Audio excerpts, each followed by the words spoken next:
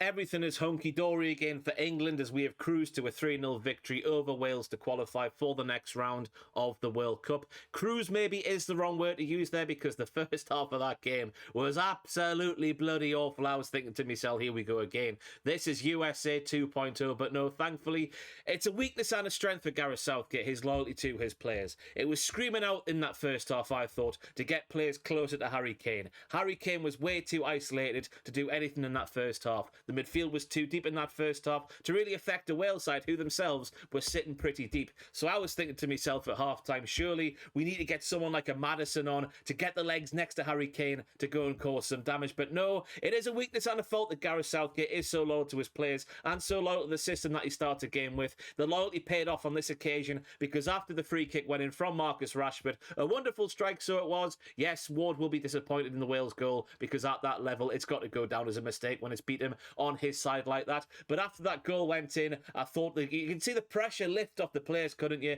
And it was very much a game of two halves. The first half was absolutely awful, and the second half, the pressure was off, and I thought we played some pretty nice stuff. There was also some pretty nice stuff in that first half as well. I'm thinking of a couple of moves where some tiki-taka stuff happened. I think of the move that built the Phil Foden, sort of on the turn, putting it over the Denver bar. I thought that was a very nice move. England played some nice stuff against what we should say it was a piss-poor Wales side.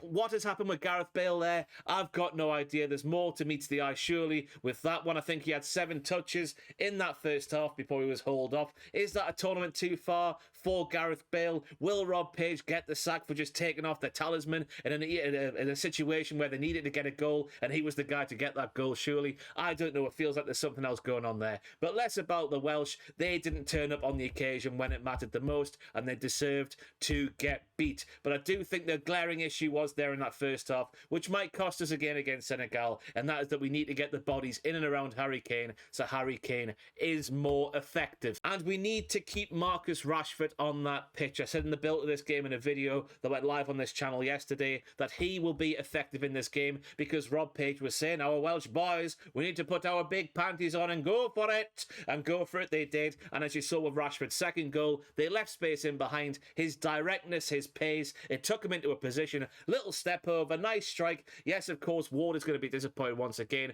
but you can't see Sterling doing something as direct as that, can you? I think Rashford over Sterling is something that England need to stay with. I think Saka can maybe come back in because while Phil Foden was the right choice to play, because as I've said many times already on this brand new YouTube channel, Phil Foden is our best player in attacking areas. I don't think he took his chance with both hands tonight. I thought he was very disappointing, I should say. He didn't really get involved all too much. The couple of flashes that he had, I say he didn't get involved too much. He scored a goal, didn't he? But no, you know what I'm saying here. In the build of play, in getting things from deep, trying to create things and make things happen, I don't think he did as much as he would have liked. As for the defence, I thought Kyle Walker was very good on his return to the side for just over a half of football, his first football for quite some while. Against, as we should say, a bit of a naff side, I thought he did okay. It was a good run out. Expect him to start against Senegal. And as for the rest of the defence, Stones and Maguire looked solid as houses again. I know that Wales had a few chances in that second half from distance, but we never really got broken down, did we? And Luke Shaw, I assume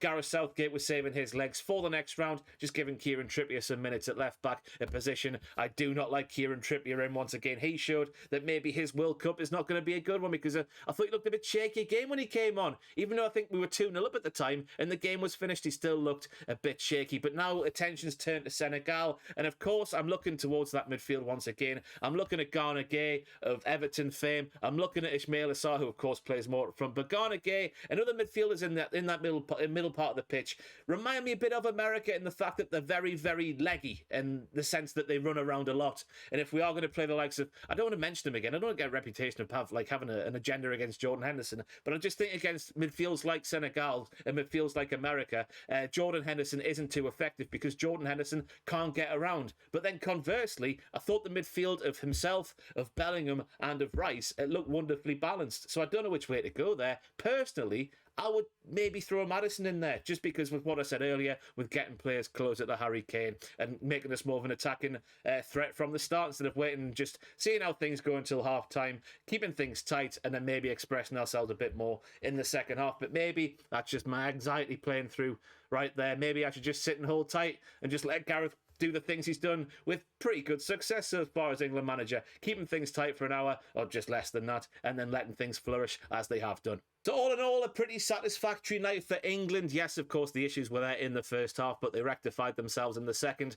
Gareth's weakness is also a strength, and that his loyalty to his players and his loyalty to his system can sometimes come through. How will we go against Senegal? I expect us to win once again. Let me know in the comments down below how you think we'll do against Senegal. Let me know what you thought about tonight's game against Wales as well. I have been Ross Tweddell. Excuse me, my friend Jack is coming up to say hello once again. A naughty Jack. Yes, let me know your thoughts and opinions on tonight's game. I thought the issues were still pretty much there, but also Gareth's loyalty to his players and the system, it paid off in the end, so I am very much a satisfied England fan. I've been Ross Tweddell. Thank you for watching, and I'll see you next time.